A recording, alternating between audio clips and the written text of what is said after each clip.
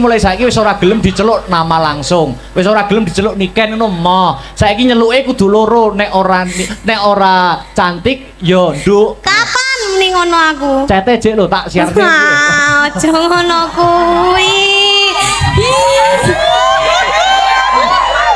Jan. Atiku ndruwodok ngene iki Mas Mangan. Lah sampean yo ngono kok. Apa? Sampean aku gale nyeluk Mas asline lek ning chat. Loh, lah nyeluk apa? Sayang, ayo. Lek Mas ning chat ngono kae kon nyeluk sayang. Nek enggak tercinta, ayo. Ora aja bahas sing ora-ora ya. Lah sapa sing bahas dhisik kuwi mau sapa? Aja krungu wong liya ben sing ngerti awake dhewe wae. Oh iya. Lah ya. Aja. Mas. Piye? Iya ampun Bapak. Wonge jek ngatur lampu wong. Pak iya ndelik to Bapak. Bapak nyuwun pangestunipun nggih Bapak nggih. Ayo ambung sik, Pak. Hei. Njaluk ambung karo kan yo apa jenenge rasa anak karo bapak to Mas. Nggih. Tadi sampai sini jam berapa lo kamu? Jam 9. Wis saiki malih nyeluk kamu nyapa to? Lah piye to nyeluk piye? Jare aku nak gur manut sampean to. Sampean jare mulai saiki wis ora gelem diceluk nama langsung. Wis ora gelem diceluk Niken ngono mo. Saiki nyeluke kudu loro, nek ora cantik ya nduk. Kapan muni ngono aku? Cete jek lho tak siarke. Aja ngono kuwi. Jan. Atiku ndruwodok ngene iki Mas Mangan. Lah sampean yo ngono kok. Apa? Sampean aku gale nyeluk Mas asline lek ning chat. Loh, lah nyeluk apa? Sayang, ayo. Lek Mas ning chat ngono kae kon nyeluk sayang. Nek enggak tercinta, ayo. Ora aja bahas sing ora-ora ya. Lah sapa sing bahas dhisik kuwi mau sapa? Aja krungu wong liya ben sing ngerti awake dhewe wae. Oh iya. Lah ya. Aja. Mas. Piye? Sampeyan ulang tahunnya kapan? 8 Oktober. 8 Oktober saiki? Saiki 28 Oktober. 28 Oktober. Wisuda sudah kemarin 18 Oktober. Oh 18 berarti tanggal 8 18 28. Saiki sampe nyuwun hadiah apa? Aku nek penginku jane nek karo sampean iki duduk hadiah yang berupa barang. Napa? Apa? Gak berupa barangnya apa? Ya barangnya sampean. Maksudnya ki barang sing teko sampean ngono lho. Mbok barang sing dikasih oleh sampean. Mau dong. Aku bawa sesuatu loh. Oh. Apa iki tenan ora? Ini tenanan iki. Aduh. Ini tuh sebagai hadiah rasa sayangku ning gone sampean. Amin. Kok amin? Oh iya. Ucapan sampean gimana tadi? Semoga panjang umurnya, sehat selalu, terus tambah sayang karo orang tua, amin. Tambah sayang karo keluarga, terus terutama saya. Sayang pura? Sayang. Kok sayang wis? Sudah tak kene iki. Sayang cinta. Sayang cinta. Ayo cium sik. Panggung satu. Aku punya pantun buat kamu. Apa? Aku mau dengerin dong. Iwak teri sambal kemangi. Cakep. Atiku gemati nggur karo Niken Salindri.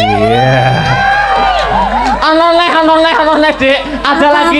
Ngarepe padha. Apa? Iwak teri sambal kemangi. Terus. Nadyan mantanmu wong ngeri-ngeri panggah tak imbangi ya.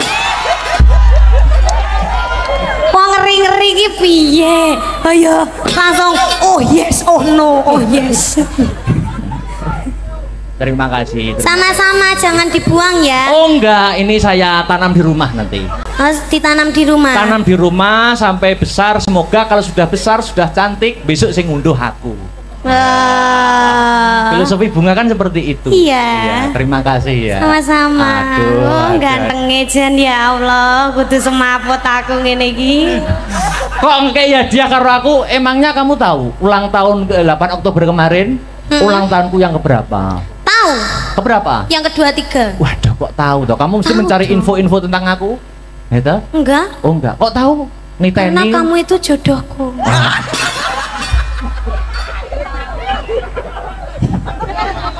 Ngene iki seneng kono ndelok ya apa wis goblok.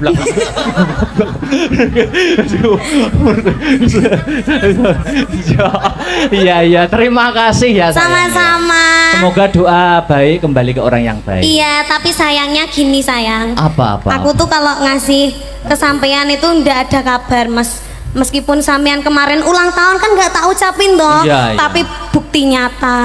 Oh, Loh, iya. beda karo sampean. Wis ora ngucapne ra ngekeki apa-apa. Beda wong lanang karo wong wedok iki jek peka wong wedok. Aku ki arep ngucapne, aku jane wis nunggu wit biyen. Arep ngucapne wedi ana sing salah paham. Ngono lho, Dik. Enggak ngono wae. Lah piye to? Aku arep maju mundur. Ngomongnya aku ndak punya siapa-siapa selain kamu, tahu gak?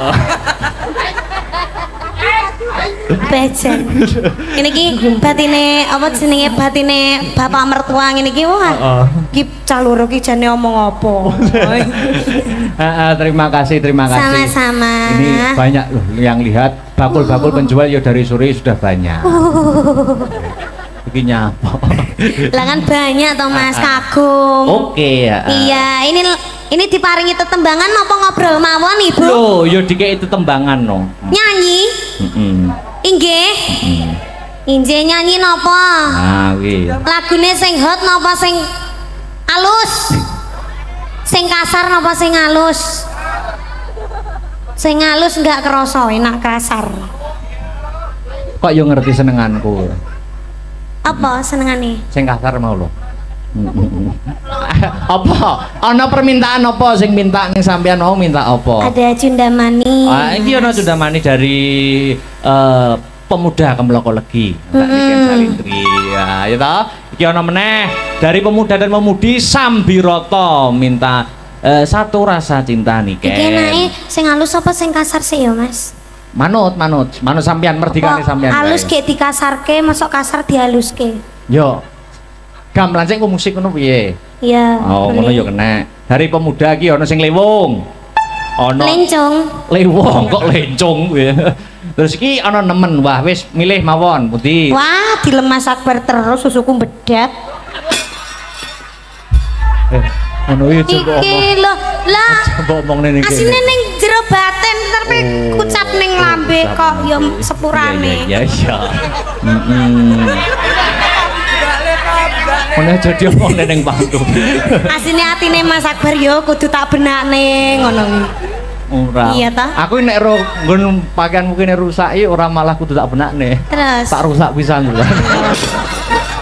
Sampeyan gitu toh Mas. Kamu ingin wanitamu terpandang auratnya di depan umum gitu toh? Maksudnya dirusak itu dikasih yang lebih baik. Nah, gitu loh. Ora ngono kuwi ya pikiranmu kleru kok. Alasan tidak tepat nih. Ayo monggo Mardika sik, Dik. Ayo. Apa ya lagunya? Nah, ki ono lewung nemen cinta satu rasa cinta Cundomani. Niku mawon. Apa?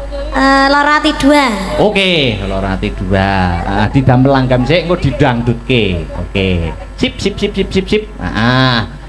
Buka celuk apa buka monggo Mardika wae. Karepe. Oh, buka celuk. Oke. Lorati 2. Nganggo mukadimah ning season limbukan bersama Dik Niken Salindri. Oke. Yuk. Monggo. Seni bola-bali manggawe gelaning rasa tresno sliramu ra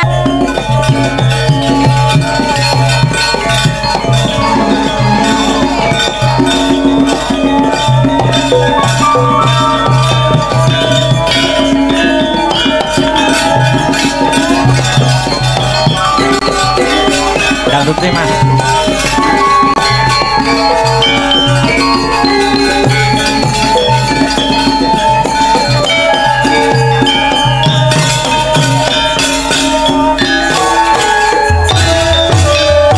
Sini duduk sini. Kenapa kamu nggak bisa jauh dariku toh asline? Jauh. Sik. Aku tak tanya ya. Kenapa? Saiki sampean kan termasuk seniwati multitalenta, ya toh? Ya toh. Panggung wayangan tuk kulon tuk etan lor kiduli mesti bintang tamune Dik Niken. Sejaranan campur sari dan lain sebagainya, ya toh? Sampean apa ora pengin belajar ndalang ora ketang sithik-sithik ngono ta? belajar dalam. Ora ketang sithik-sithik. Pengen. Heeh. Tapi aku ndak iso. Loh, belajar ya. Jenenge belajar kan nggak ada salahnya gitu toh. Kapan lo lek belajar? Ya upama apa ora ketang nyekel wayang sithik ngono. Bisa apa enggak? Upama gelem apa ora? Upama tak arahi ora ketang sithik teknik apa? Mau ora? Mau tenan ora? Mau. Aja mesam-mesem tak rabi kapoke kok. Gelem Mas. Lho kok gelem Mas? Upama tak arahi teknik memanah wayang. Gimana? Caranya gimana? Gimana? Gimana caranya? Mama sampean duduk sini, aku di belakang gimana? Boleh duduk. Kamu harus pakai ini ya, ndak bisa pakai gini. Nggak bisa, karena nggak ada yang buat nyelempet ini. Sini, maju. Mama sini, mau duduk sini. Aku mbok pangku. Ojo no. Oh sakit. Aku minta apa ya ampun, sakit apa enggak? Piye? Sakit apa enggak? Duduk sana. Madep sana. Oh iya, madep. Opan. Iya loh. Wis barang wis sak nyamanmu. Ngene iki iman kuat, Imron sing ora kuat. Oh, namanya Imron. Kok jelek sekali. Besok tak ganti Dargombes. Ini Mama, ada wayang ini namanya tokoh Arjuna. Oh, Arjuna. Tak ajari teknik memanah. Oh, memanah itu gimana? Oh, memanah itu gini ya. Memanah ini gini. Ya toh? Iya. Ini gini dipegang. Dipegang. Lah ini ditarik. Seret. Panahnya ditarik, panahnya dilepaskan. Dus, aduh kena niken. Lah kena aku loh. Bisa apa enggak Jajal? Dipegang. Ini caranya megang gimana? Ditempelkan ke geber, kelir. Nah, ya toh? Ditempelkan ini tangannya dipegang di sini. Ya toh, di sini ya toh. Ini bokongnya agak diangkat bokongnya. Bokongnya wayang, bokongnya wayang. Kok bokongnya kamu? Kalau bokongnya kamu jangan di sini ya. Ini tangannya ini gimana? Ini kalau silo nggak bisa ya? Nggak bisa. Oh, tak silak nih piye? Maksudnya ditata nih lo. Nah, ini dipegang sini. Ini tangan ini gimana ini? Itu betul. Ini dipegang gini ya. Dilepaskan. Panahnya yang dilepaskan. Lu cari Pak kena limbu gitu. Terus bisa apa enggak? Sudah paham apa belum? Sudah bisa aku bisa. Ayo diulangi lagi. Sabar. Kok kayak mulang guru apa jenenge? Capau to, Mas? Gawean paling ngangeli ngomong niken kok ejan tenan. Wah, ngono. Lah ngene. Ini tangannya lurus, tegak lurus ya toh. Nah, tangannya ke depan, gini. Tuh, gini, ininya dilepaskan. Ininya cul nodek, kue enak nang. Oh, jangan lega tenan. Penak toh? Penak. Andani kok. Ngomongi ha. Wis. Engko tak privat neh ning omah ya. Jangan merasane mak teratap semriwi kok, Mas. Jangan. Hati-hati. Panas mentopan aku nih Jen. Duduk sini dulu. Temennya aku. Ya ini ada lagi bintang tamu Soko. Oh, ada bintang tamu. Ya, yang gantengnya lebih dari aku. Tapi enggak mau. Lah apa? Aku sudah dibutakan olehmu. Wow. Namanya Mas Mio. Oh, Mas Mio. Mio. Kayak motor ya, Mas ya? Mio. Ayo Mas Mio kesini ngancani aku sama Dek Niken. Mio kuk kemari kuk. Ayo mari lari. Mio kuk kemari kuk. Ayo lari. Mio kuk kemari kuk. Ayo lari. Amin. Ini lagu apa jane? Aja dipelera yo sak rambane. Yuk. Ini cendalu kowe Dik Akbar. Alhamdulillah. Dik Niken. Wajan matur gunging panuwun. Sampun paring tinimbalan dene panjenenganipun Bapak Edi. Bapak Dewan Bapak Edi Santoso. Anggota Dewan DPRD dapil komisi 4. Nggih, matur sembah. Kowe rene, Nduk. Kowe yo aja cedak-cedak Akbar kuwi ketoke meneng ning ganas meteng lho minggu kene. Astagfirullahaladzim. Aku dilokne pria yang tidak baik-baik saja. Alah ora tetep bagus, bagus. Kebak ing tata krama kok. Weh, iya. Heeh. Dene kan mau menemani itu. Mau, tapi nanti aku digondol mulai gimana? Kamu takut apa gila? Nyuwun sewu lho Nduk, lah nek iki kan isih arep belajar lah aku wis loro Apa nih? Sitok banci, sitok bengkel. Tapi sampean yo nafsu to mbek aku. Kowe iki nek tak anggit anak yo anakku, yen tak anggit adi yo adiku. Akbar petuk mbiyen ki isih cilik wis ndalang lho iki. Mosok. Acara teng provinsi Jawa Timur keliling Padang Bulan ngenderekke Pak Edi Brojo mbiyen. Sampean ngerti napa sebabnya aku wit cilik kok ndalang padahal bapak ibuku tuh dalang? Sebabnya aku mbiyen pas ning kandungan ibu sering dikirimi mic. Lho. Dikirimi mic. Wireless. Mike piye? Wireless tanpa kabel. Warnane apa? Warnane apa ngono kuwi? Mbuh ra patek tamat aku, Dik. Aku ki sakmono uga, Ken. Aku sakmono uga nyuwun sewu Meo kan kembar. Lho. Meo kembar. Oh, heeh. Terus sing adiku tak tekoni besok kowe nek lahir ning alam Padang pengen dadi apa? Pengen dadi arsitek, Mas. Sebabe pengen gawe omah sing gedhe to rombo ora kaya ning jero kene uyel-uyelan. Aku yo duwe cita-cita. Apa? Aku pengen goleki teko sak yahen iki urung petuk. Apa kuwi? Bocah ndase gundul. Mlebu metu lah tak inceng kok malah ngidoni. Aku urung paham sing dadi pikiranmu kuwi aku. Mosok urung paham? Balenono sithik ngas. Kono yo duwe lambe ning ndas. Lho piye kuwi? Meletek ndase. Gung paham aku, gung paham. Kok tak WA? Heeh, gung paham aku. Weh niken urung paham kowe. Aku urung paham, aku ora niken nak wong polos to. Oh iya. Piye-piye urung genah apa piye Dik ya? Urung. Alah. Nek wis genah pala ade cekakaan ya Mas. Kudune iki lucu ya. Lucu. Ndas gundul kuwi mau ya. Ndas gundul. Wah, paling tuyul paling wi. Lambene meletek di sirah. Lambene buyumu kok kaya kuntilanak to, Nduk. Kudune yen lagu iki engke aja dipleroki. Ya nyuwun sewu anu hadrohe wonten Mas. Gamelan karo iki. Lho iki eneng orjene. Oh iya.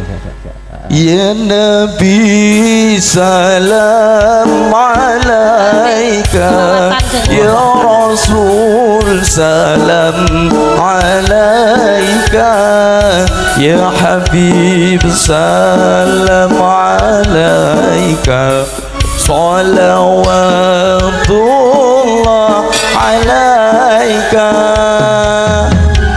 Kok meneng bae kok ora ngadeg kowe?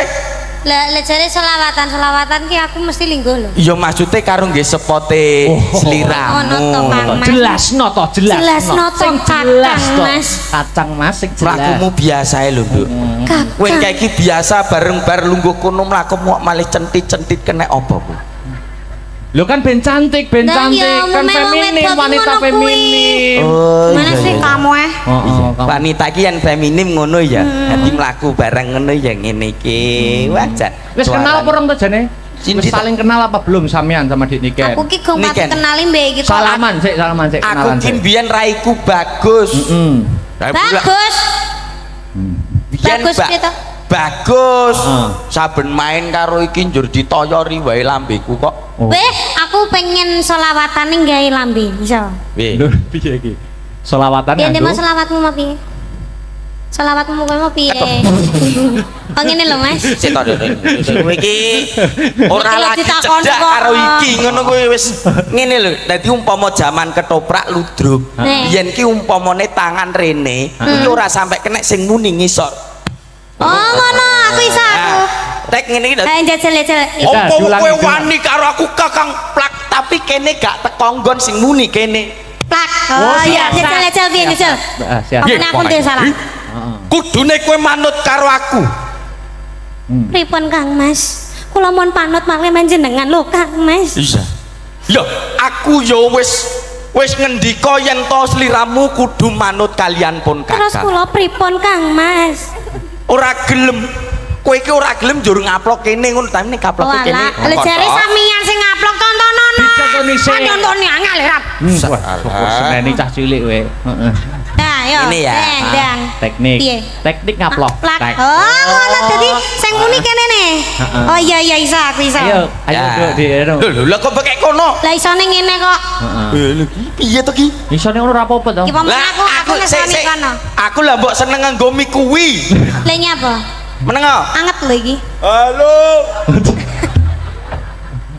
Lah kok ndek mie kok ning anding speaker lah ya ndane nek muni. Ora muni iki ngonanku. Ngecel. Nah, ketoprak biyen ludruk, nah sing muni tangane. Oh ngono. Nah, sing kene mung ngene ngono. Oh, Ya, Ndang. Ayo, Le. Kula mboten sudi kalian panjenengan Kang Ya. Mas. Aduh. Bener wi wong sing isor plek kok, sing isor plek kok. Plek kok sing isor Sing kene. isor plek. Tapi sing kene kebanteren. Lah terus piye? Tangan iki, tangan kene, Nduk, tangan kene. Oh, kuwalik paling Duk, paling Duk. Walik. Iya. Kulino ngede. Oh, ayo dibaleni Duk, baleni Duk. Dadi kene mung ngene lho tok sing muni kene. Iya. Nah. Kula mboten nyepurani panjenengan lho Kang Mas. Kang Mas. Monggo badhe menika setunggal nggih. Iya. Nggih ae. Seneng kancane Ayo bener nyonyot. kok ceplek pek ngono. Asem ke wajan suwe ra petuk ya Suwe ana. ra kepethuk, Kang Nggonmu Mas. saiki kok mundak gingsul. Gayane ra mutu Iya gingsul ketularan sitok. karo Mas Akbar. Gaya lah. Nggonku lho gingsul sak cangkem kabeh. Iya makane iki kena dike selawatan lho ngite. Piye? Ya Nabi salam. Hop. Bar. Iya. Bar. Nabi. Mbahmu wis. Ndang to. Aku roh lo, aku roh. Ora. Aku malah nggo cempolo. Aku ora puas. Api ya. Iki wayang ora ning BPJS lho korban untu. Duk, Apik, tapi kok. aku penasaran, kuwi jane brengose tenan apa to? Lah yo. Iki Iki masa tenanan. iki angus. Wih, idune moncrot kabeh. Ah, ngene lho, Nduk. Wih, ambune. Timbang. Aku urung ngomong. Timbangane kowe ndadak raup ngono. Andinge ning kuwi lho. Aku bojoku wis loro. Arep nuntun bae ning gone puskesmas ceritane. Lah kan BPJS. Oh, kan BPJS kuwi mau untune kuwi mau to, Mbak. Yo ngalah ngosak. Nyapa, Nduk? Wilani banget to. Ambune bensin apa piye? Terus yo duwene cangkem yo iki lho arep mbok kon nggo cangkem ndi. Wi brengose. Wis tak kandakne ning arep aku wis loro, Nduk. Sitok banci, sitok bengkel. Ini brengos asli ora to? Asli. Aku minta tisu. Tisu. Anu Mas Sik lho dicek sik. Tamapi. Dicek. Yo. Kok rekoso men to ya? Ayo, Ya golek golek pangan. pangan samploan bae kok iso kaya ngene to Kang Mas panjenengan lho Kang Mas. Ya. Luar biasa sekali pengorbanane panjenengan Kang Mas. Labine keringetan, labine keringetan Kula dilapi. trenyuh kalian panjenengan lho Kang Mas. Panjenengan saestu tiyang sae Kang Mas. Panjenengan tiyang sing paling kula tresnani lan kula sayangi lho Kang Mas. Apik kuwi. Lagi lucu. Sukses. Kemeloko lagi. Ya, ini baru lucu itu. seneng raine remuk. Aku suka. Aku suka. Aku arep dadi toprak. Iki wis Ora ya lek isih pangganti Panjasmara bangun ora. Kuwi ceritane piye? Ceritane piye? Panjasmara bang. Aku dadi apa? Ora nganggo nggone jonggrang bae kowe kok kono. Oke. Aku dadi jonggrang. Ya. Wong ayu. Pilopati pamanmu Prabu Kupala perjuritmu ya resik tanpa tilas. Tinimbang sliramu ketut dak pateni luwih becik manut kalian pun Kakang ya Yai. Kaget aku. Beh matane. Kaget tenan aku. Anu peran Oh, iya. menghayati peran Mas. Ya. Bunda aku kaget lho nganti ya. Iya. Kok Menghayati disosor peran. banyak. Babi yuk banyak. Wong ayu. Manut kalian pun Kakang ya Yai.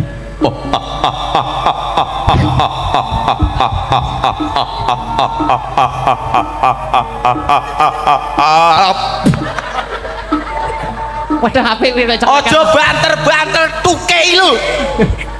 Lah ben kok ora ngamangap maneh kok.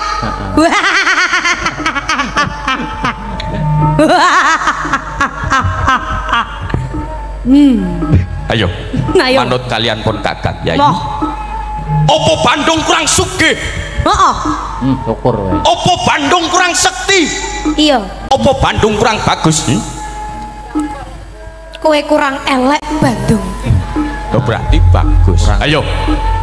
Manut kalian pun kakang bakal tak suwitani tak pek bojo. Ora. Tapi garwa pamrih pari wong ayu. Aku ora sudi Bandung.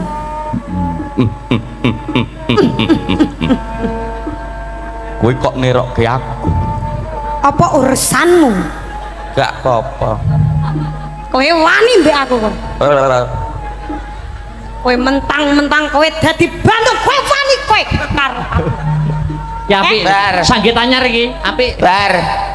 Iki Kowe kok arep kok luwih galak timbang Bandung, Bar. Apa? kowe ora ngerti sapa sing tak kedani. Sapa? Kae. Ora ngerti kowe. Oh iya. Wani kowe. Sik hop yen ngono apike ngene. Piye? Jenengan dadi Bandung, aku tak sing dalang. Oke, siap no. Fragmen. Bandung ki biasane ora disetujoni karo Roro Jonggrang. Nah sing dadi Bandung saiki Mas Akbar. Sampeyan sing dadi Kowe engko mesti ditolak. Truk. Wase ngono. Rina pantaran ning wengi ora ana wanita sing tak penggalih, ora ana wanita sing mlebu ning jantungku kejaba mung sliramu wong ayu. inggih Bandung. Bar. Bandung. Kula tresno kalian panjenengan lho Bandung. Dasare Roro Jonggrang kuwi seniwati. Bandunge seniman. Besok awake dhewe nek wis rabi, ya toh? Iya. Ngarep omah dibangun pendopo, kei gamelan, cah-cah tabuhan awake dhewe ngrungokne. Oh, Kang Mas. Duh, mendah romantise Mendah ya. romantise ya Kang. Telek. Weh, iki wang ngono ngetokne mik. Oh, apa mike nganu kecokra untu. Keduwuren. Piye to ki? Kowe iki roman ya roman, aku rung mapan nih mbok tinggal. Lha iki dipiyekne karepmu? Mike keduren Mas. Rodok ndek deloken mau mik Nyocok moto. moto kuwi. Iki ora mike sing salah. Apa? Cangkemmu kegeden. Mike kurang ngisor. Nah, Roro Jonggrang, Dalem Kang Mas. aku ana kabar anyar kanggo kowe. Napa Kakang Mas? Apa ora roh yen to negaraku saiki ana maling?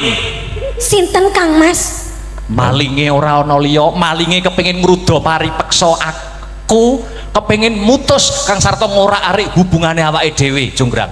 Itu tidak bisa dibiarkan. Gak iso biarkan. Ketemu wonge gecek antemi nganti mati. Aku wae Mas yang maju Mas. Lha kuwi malinge. Wah!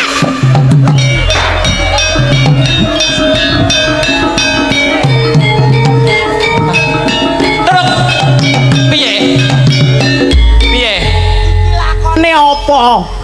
Bandung Iki Roro lakone Jonggrang. apa? Bandung Roro Jonggrang no. Bandung Roro Jonggrang kok gepuki dalang. Ngendi malinge?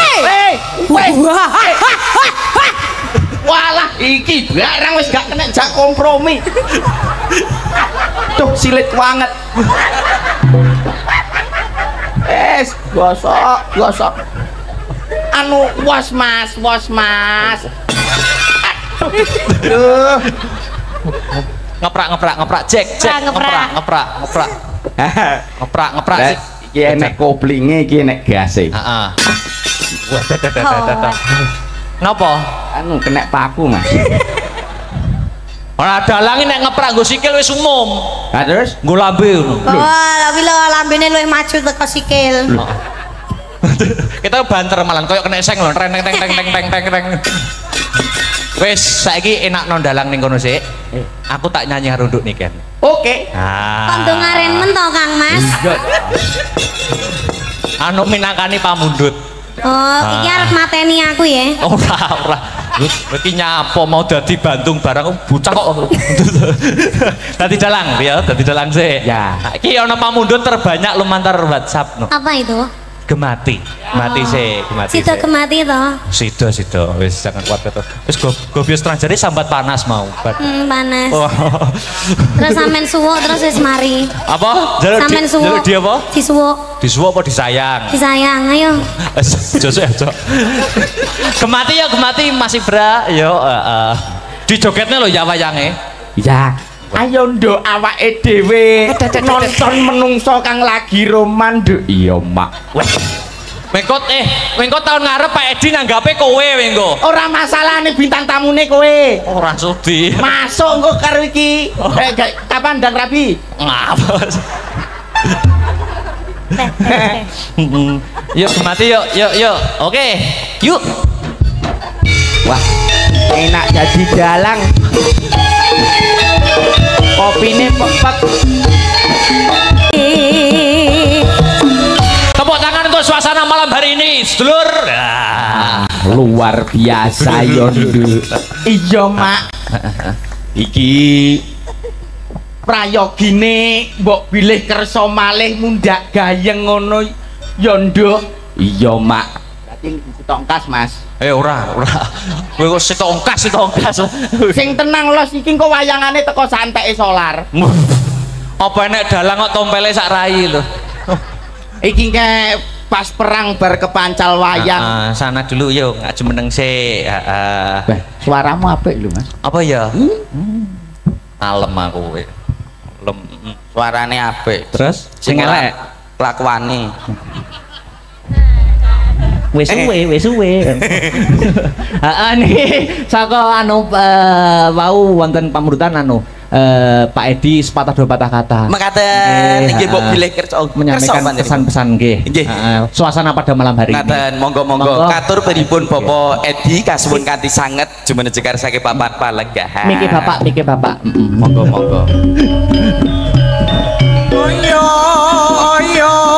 Monggo Pak Edi Santoso menyampaikan sepatah dua patah kata suasana pada malam hari ini.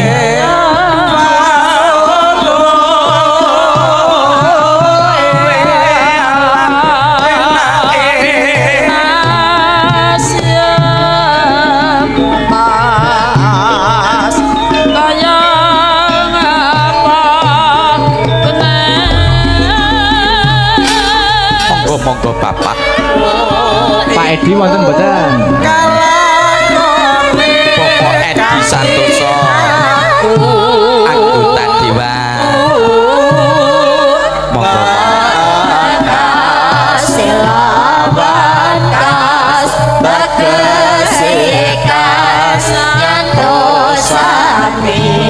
Satya Budya Manakasih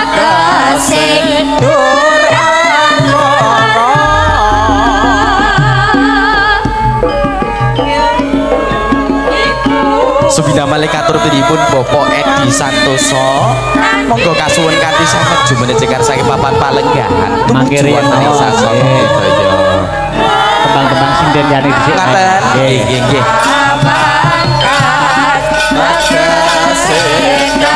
Kang Mas Arya Kasuwo. Satya Budya Manakasih Oh mboten kersa iki.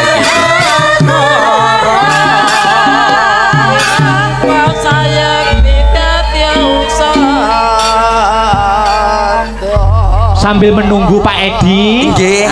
Tembang-tembangan sinden lintune riyen nggih. Ngaten, nggih. Berarti wancine buah-buahan iki kakaturan jumeneng. Kok iso buah-buahan lho? Lho lah, buah-buahan to ya jelas. Nggih. Momoke ngriki.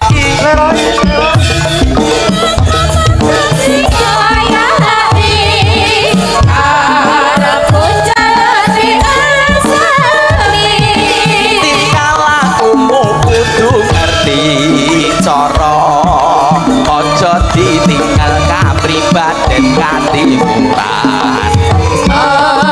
Oke keri renjaman Kaya sing eling iku budaya.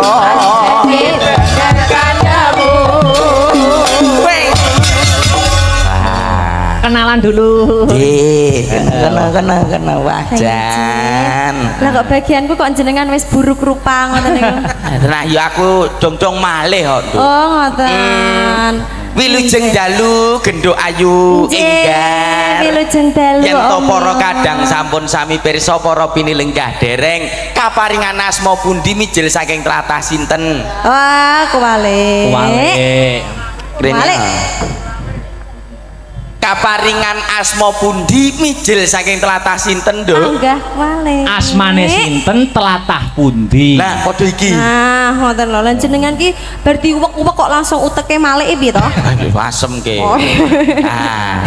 Enjih. Mbak Enggar, Dalem. punika sowan wonten Kemloko Legi. Enjih, Kemloko yang Legi. Berkali-kalinya. Berkali-kali niki ketiga nggih, Mas. Napa lebih? Waduh, pinten Malahan. nggih? Lebih kados e. Lebih kados alhamdulillah. Mugi-mugi piantun mriki mboten kapok tetep remen ing Amin. seni Oh. budaya. Nah, Niki wau wonten pamundutan Mbak Enggar. Enjih, napa niku? Lewung. Oh, enjih. Mau dereng Siap. atur nggih lewung nggih? Dereng. Oke. Lewung. di versi gedruk. Heeh. Gedruk. Gedruk. Awakmu nek joget karo Mbak Enggar sing hati-hati. Ya. Hati-hati Dan apa? lho. Lah, kuwi sing duwe sing ngendang lho. Kowe joget. Arya. Arya kowe. Wah, carane to. Pripun? Kacamatane disolasi mesti ra genah kancen. Oh iya ora ketok engko malian. Pengendang karo kendange anu, gede kendange. Ora apa-apa ning Tenagane. Penting lah khasiate. Gede tenagane. Tenagane gede Mas Hirman. Sing tenang, Nduk, bengi iki aman. Apa? Nyapa Mas Hirman ki melu-melu tak omongi kon meneng ae kok. Melu-melu bareng. Yuk, lewong digedroke sing guayeng. Dados. Ayo. Tuh, dadekke. Si Mbak Sinta, Mbak Sri Wahyuni. Mas Mio, Nun. aku jane arep takon karo sampeyan. Pripun? Sampeyan iki kok Mio iki apa artine ta jane? Lho, Kok jeneng kok Mio singkat padat jelas ngono. teng pundi papan teng pundi panggonan niku asma kinarya japa. Kok mbakmu sak Mio kuwi ya donga. Nggih, namine jenengan sinten? Mas Akbar. Akbar. Artine gede. Nggih, Akbar niku artine gedhe dene dipiji, piniji niku nggih wonten. Heeh. Allah anggenipun panjenengan manembah. Oh, bener. Apik iki. Kawula wonten ing tanah Jawa nguri-nguri budaya seni tradisi. Lewat dadi dalang. Dalang. B. Barokah ing ngarsane Kanjeng Gusti Pangeran mugi lumeber ing ngarsa panjenengan Pak Dalang. B. A. Aku jenengan kanca-kanca niaga dirawuhke wekdal dalu punika kinen atur lelibur. Jos. Terakhir R. Rina kelawan wengi tansah sinau anggenipun langen kabudayan. Amin. Nggih. Tak tambahi selawe lho. Wah siap. Sing tenang. Niku wau jenengan. Akbar iki Meo. Me cutik yo telek. Lho. Kok me apa? Me cutik yo telek. Jarimu jopo, jarimu donga. Lah tenan yo nggur sak cutik telek wae lho arep apa to. Oh ya layakno rupane kok kebak ireng ngono ya. Dadi eker-eker pitik ki nggih. Ayo terakhir dinggo penutup ning Oke. Bukan. Wah. Iki mau permintaan terbanyak belum Jih. dipinangkani. Lagune napa? Musik no. Musik. Wah, oke. Kanca-kancane aku muni musik iki seneng kok. Mergo arep nguyuh berjamaah. Biasane. Komplit niki dados gong perunggu nggih wonten, gong plastik nggih wonten. Kok plastik? Origin. Oh ya. Kok plastik Mas Mujair ya. Yo anu Cunda Manik. Nduk niken. Ingkang ngaturke Yudik niken buat penutup limbuan. oh ya, nggih, Cundamani. Diam sini mboten? Apa? Diam sini Boleh mboten? no. Oh ya. Oke, baik para hadirin yang berbahaya. Oh, berbahagia kok MC. berbahaya. Loh, ya Bahagia. Yang berikut ini orangnya cantik juga baik untuk panjenengan semua. Tinggi badan 180 cm, berat badan 80 ton. Ngenyak. Pengalaman bertanding 10 kali pertandingan, 5 kali kalah, 5 kali seri. Siapakah dia? Niken Salepo. Tangan terus Salepo. Masa kuwae. Yuk, dadekke.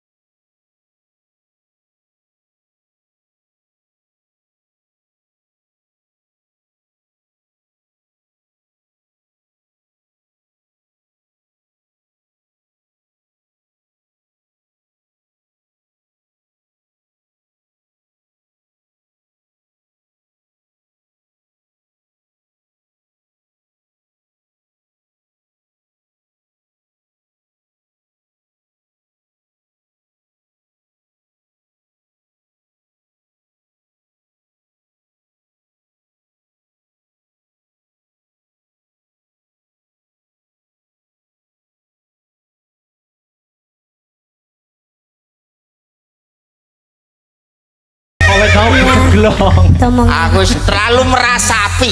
Iri yo. Nggih. Duwe dendam mek aku ket mau aku dilokne pitik lah, dilokne babi lah. Ora ayu.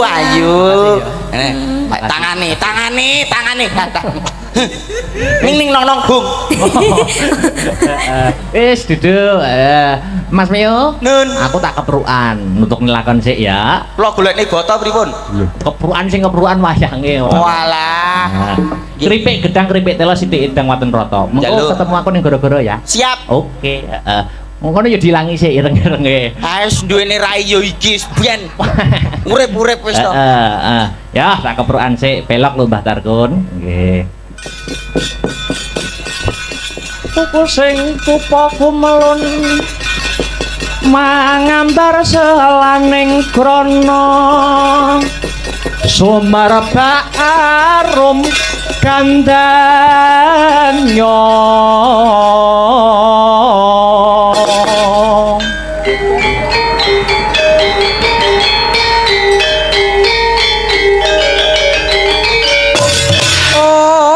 kandanya sasmita jati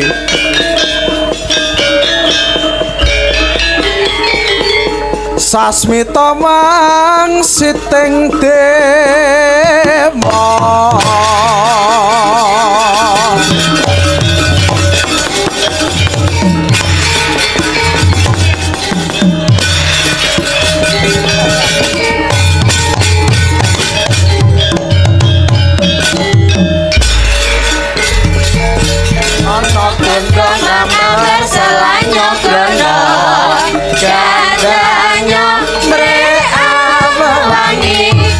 sing dupa ngabari ing antariksa minangka sasmitane kang para jawata utane kang arum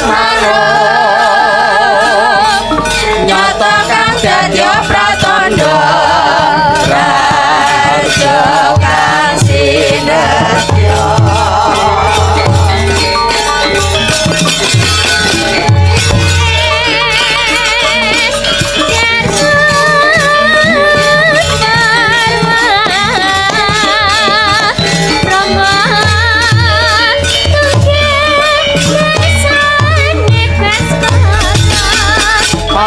Gondo mangambar selanya grana gandanya mrek mewangi pupuse metu pangabari ing antariksa minangka sasmitane kang para jawata utane kang arum nyata kang dadi pratandha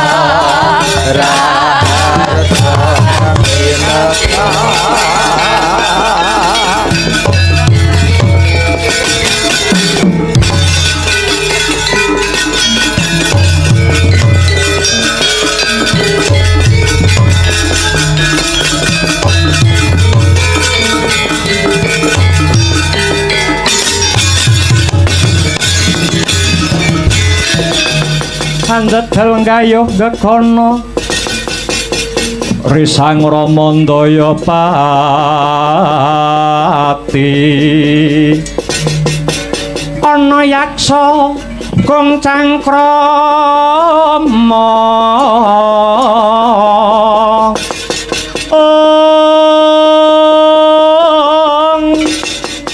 namane wil katak sini jejagi jroning ware mbadha kolam tanpa tuwuk mina-mina jroja lodri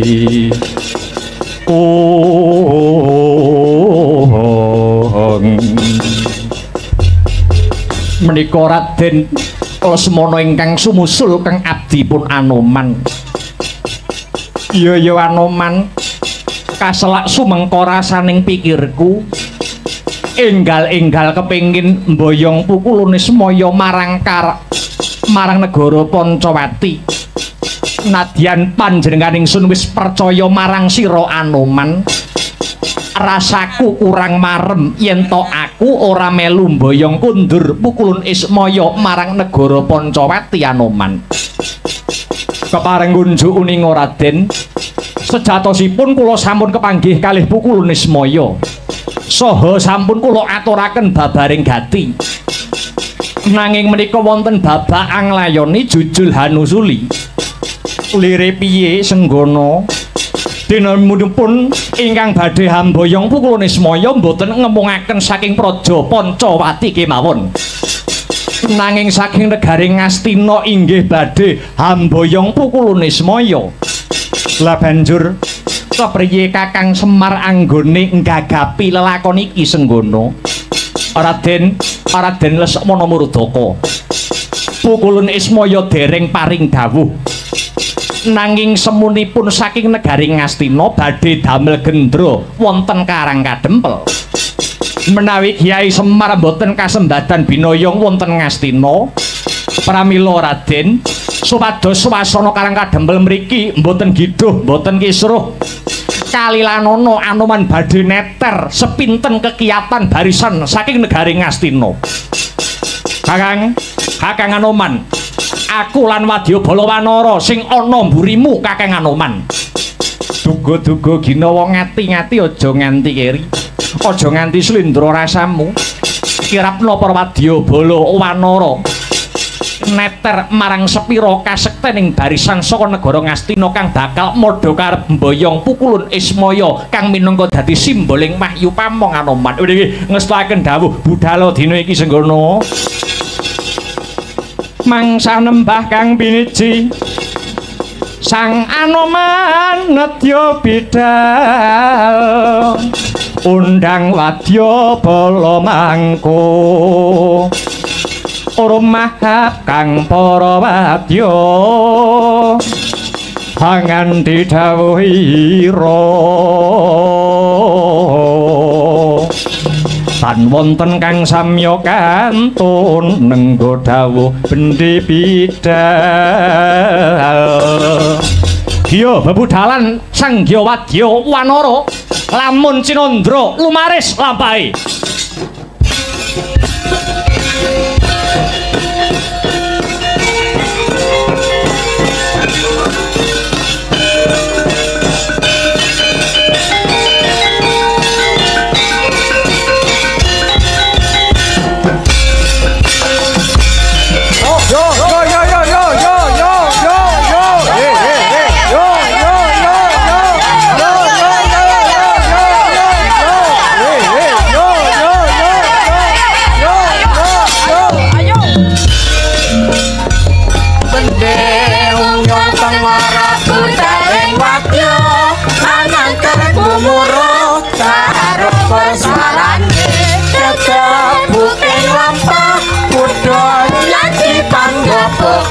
Tambur rong peri suneng lan sarompet umyong mawuraken kadya dela antosa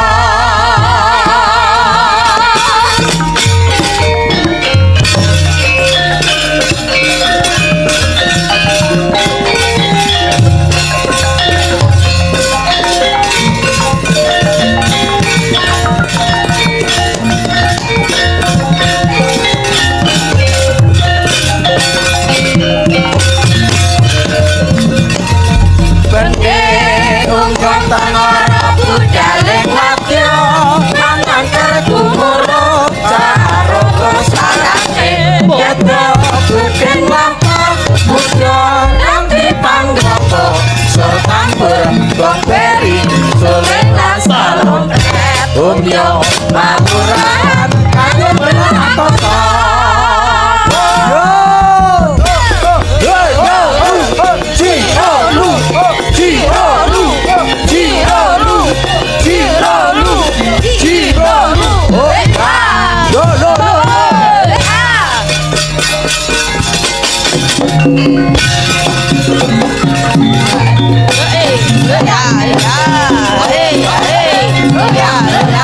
Ahey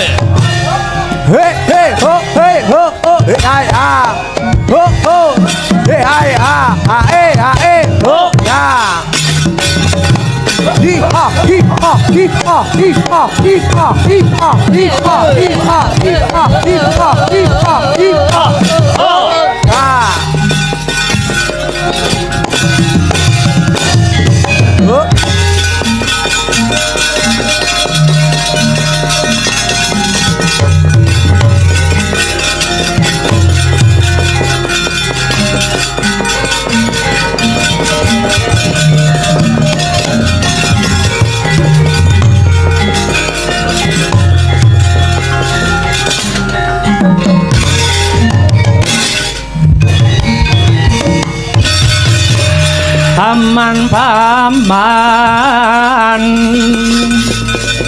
apa baretane ning dalan akeh wong mati keneng apa matine den aniaya sutuk cocok prapteng kikir sukmanya ilang raga karingan lintre wait ladalah Mas Miber panonku pating kalepyur durung sanggonku ngiyat dalem saka negara Pasir Gumelar kepapak ana wanara kusikasita tegese kethek putih mabak marang lakuku yen bisa tata jalma manungsa ngaku sapa kang dadi kekasihmu he wanara tambuh marang aku aranku Raden Anoman ya Senggana Rama Ndayapati mung sak derajat munyuk jenenge pirang tublas bali takon ana barisan segelar sepapan payunge megar kaya jamur barat tumbak nyerang Jatyangaran ngaku sapa kang dadi cunduking laku tampa marang aku kekesete Gustiku Prabu Darposura nguri saka negara Pasir Gumelar pangkatku Temenggung jenengku Temenggung Sudirgapati pancen Kaparanyata sumedya laku marep menyang endi kowe Anoman ya pancen bener kowe sing tak goleki apa bener kowe uga arep boyong Kyai Semar Badranaya saka Padukuhan Karangkadempel ya pancen Kaparanyata yen aku arep boyong Kyai Semar kowe arep ngopo Kyai Semar Badranaya kang dadi titising Bathara Ismaya bakal tak boyong kundur marang negara Pancawati karana negara Pancawati ing Kripalungguhan samengko lagi ke taman pagebluk Mayangkara awising buga kelawan wastra ibarate warga kawula agung kang mapan ana ing negara Pancawati isuk lara sore mati sore lara isuk tumekaning pralaya Anoman ana paran kabeh sing dadi kekarepanmu mau modho karep nunggal karep karo kekarepane Ratu Gustiku ya kuwi Prabu Darposura saka negara Pasir Gumelar maknane piye maknane Ratu Gustiku Prabu Darposura saka negara Pasir Gumelar kuwi putra siswane Bathara ya kuwi Panembahan Begawan Durna saka Pertapan Sukalima kamangka Begawan Durna dadi utusan saka negara Ngastina dina iki ya ketaman pagebluk Mayangkara mula sing boyong Kyai Semar Badranaya karepen negara Ngastina aja negara Pancawati Temenggung Sudirgapati piye tekane Begawan Durna karo tekane Anoman kuwi luwih dhisik tekane Anoman kowe ora wenang nata utawa ngurus marang kekarepaning Anoman mbuh ora idep Anoman piye kelakon apa sing dadi panjangkamu ya kuwi mboyong Kyai Semar Badranaya yen wis bisa nyingkirake ya Temenggung Sudirgapati wani karaku entek wedine kare wanine maju kepara ngarsa legane ngatimu ngejak pirang dina ladene kuwi wae latihan legian golek momongan pubono golek pacar mriki tatal ngrajau ora enak kedhep tak tebah dadamu mlengsati gamu aja takon dosa kowe Rikra bala kang tumingal terang campo samya medali